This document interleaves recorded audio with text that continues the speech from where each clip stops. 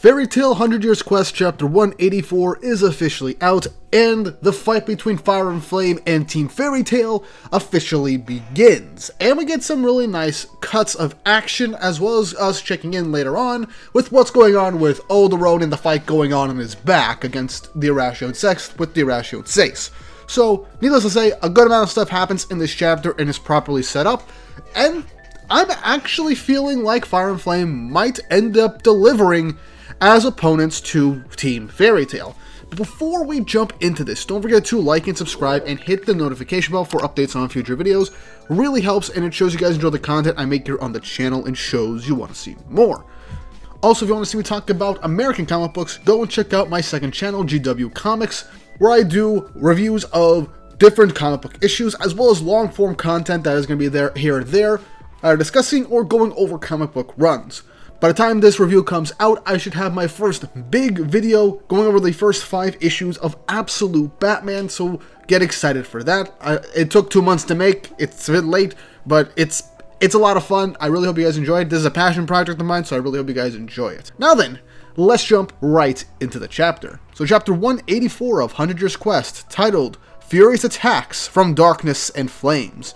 Cover image is just a character image of Brian, him before, and now Dragonized. I said this before, I do not like Brian's dragon design. At best, it's okay, but like, it's definitely the weakest out of all the dragon designs in my opinion. But with this, I kind of hope we get a character image of all of the different members of Fire and Flame of before and after being turned into dragons. That way we could get a full proper image of them in like their one singular page, which would be really nice to get a proper look at their entire design full on, without any interruptions. Anyway, the chapter begins directly from last chapter where Natsu lunged in to fight off Wed, and now everybody is staring down the members of Fire and Flame. Natsu says, if all of them use fire, that means I can eat them all. Natsu being Natsu, he conveniently forgets that Lekka's fired, he wasn't able to eat when they first encountered him, but the others, he can most likely eat. Then again, Natsu is a bit stronger now, most likely, so we'll just have to wait and see. Anyway, Natsu charges up a huge ball of fire around his fist to launch a powerful attack. Meanwhile, all of Fairy Tail is just in the vicinity. This is definitely Natsu's dumbest moment, in my opinion. He usually makes sure that his friends like don't get caught in the crossfires a lot of the time. Then again, he's probably confident that they'll dodge, but whatever. Lucy pushes back Wendy to get out of the way, and Natsu, in a nice 2-page spread, unleashes a Fire Dragon King's Demolition Strike, hitting the Fire and Flame members with a huge blast of flames, but the Signario sisters create what seems to be a portal or something that ends up absorbing the flames that Natsu created and just absorbing into it. As Gray says, looks like fire won't really work. And in response, Gray begins to launch an Ice Make type of attack, but then Lekka counters with a Fire Make shield, blocking Gray's ice with a flame shield. And as Lucy is reacting to this, all of a sudden, Lucio appears right behind Wendy and Lucy and hits them with Alchemist Fire, launching the two of them in the air with a pillar of flames, catching Erza's attention, but it's then that Annie appears and tries to strike at Erza, telling her that it's time they settled this matter once more. As then she then unleashes a huge flame attack on Erza, engulfing Erza and pushing her back.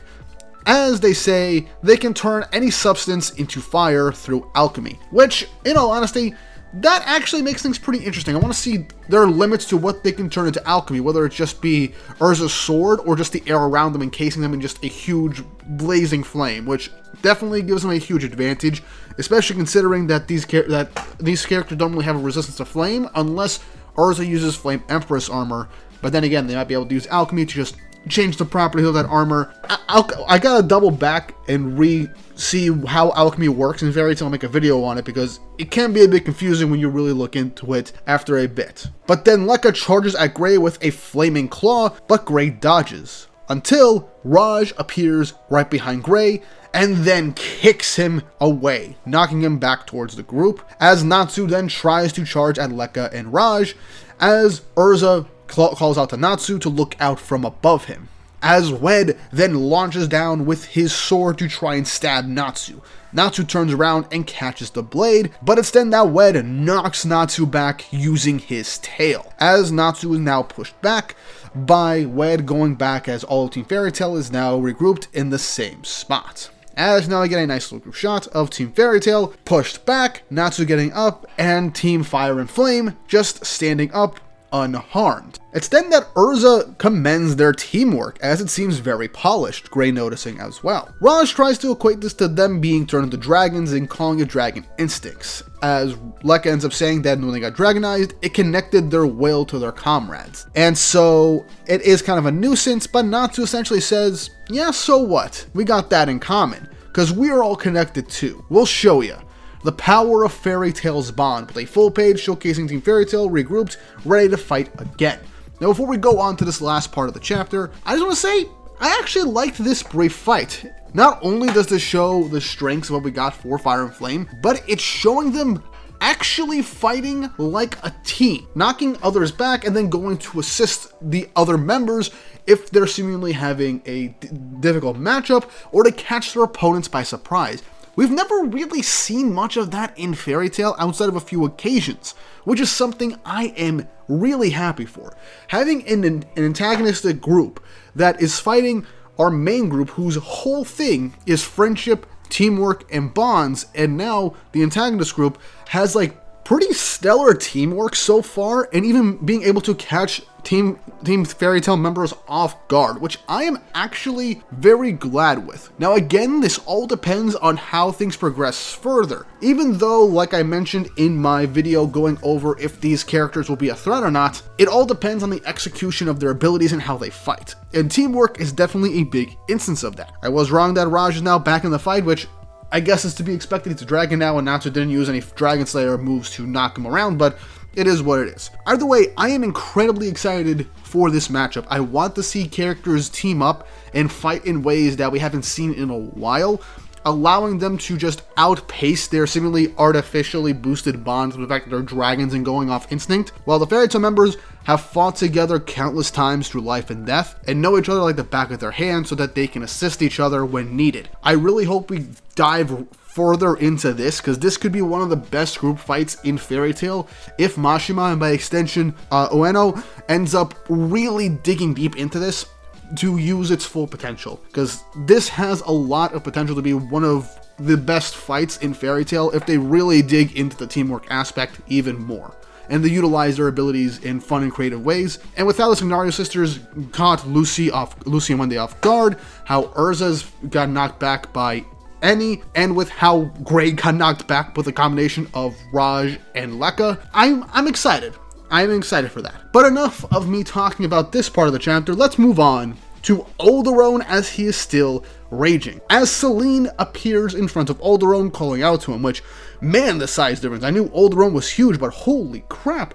Selene doesn't even make up, like, the most of his head. He is even larger, that is crazy. But it's then that an explosion happens on Aldoron's back, catching Selene's attention. As you then cut back to the fight with Richard, aka Hadai, and Gaia, one of the demons of the Book of Ferris, as Richard is just beaten down by Gaia, with Gaia saying, "Fellow seeker of love, only love can beat love." As Richard's trying to say that they could have come to an understanding, but Gaia says, being unable to understand one another is also a type of love. I'll show you the power of the Oration Sext. My name is Gaia, love of the earth. As he then unleashes a full-scale attack called Love Annihilation, completely destroying the area around him and taking down Richard, the first member of the Oration Sext to fall to the Oration Sext.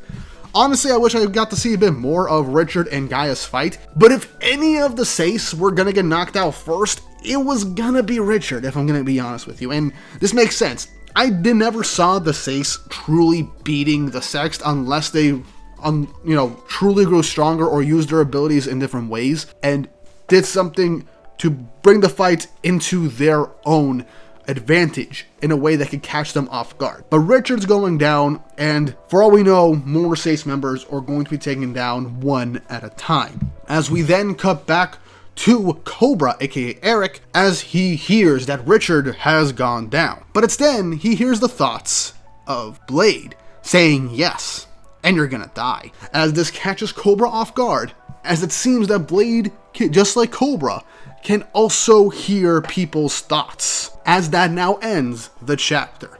Overall, I love this chapter. While it wasn't super spectacular, I'm glad, like I said, I did a whole spiel earlier with how I'm liking the teamwork aspect for enemy teams. And it seems like if this is dug into and used and written and laid out properly, this could definitely one of be Fairy Tail's biggest group fights and one of the best fights in Fairy Tail, depending on how things are played out. And now we got our first member of the Seis taken out with the first real progression of the fight between these two major groups on the top of Aldoron. Selene's made it to Aldoron, so now we gotta see how this is gonna progress and how this chapter ends. It seems like Cobra might be the next member of the Seis to fall, and he is most definitely like their most important member outside of Midnight, because he can hear people's thoughts, and if he reacts fast enough, he can avoid attacks. So if he goes down, it's gonna be hard for the rest of the Seis to deal with the Sext and also properly know what's going on. But yeah, I'm excited to see what's going to happen now. I don't think we're going to get a fight between Aldoron and Selene just yet,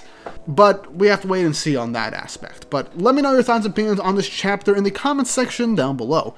And if you haven't already, like, subscribe, and hit the notification bell for updates on future videos. Really helps, and it shows you guys enjoy the content I make here on the channel and shows you want to see more. Now, with all that out of the way, I hope you all have an awesome day.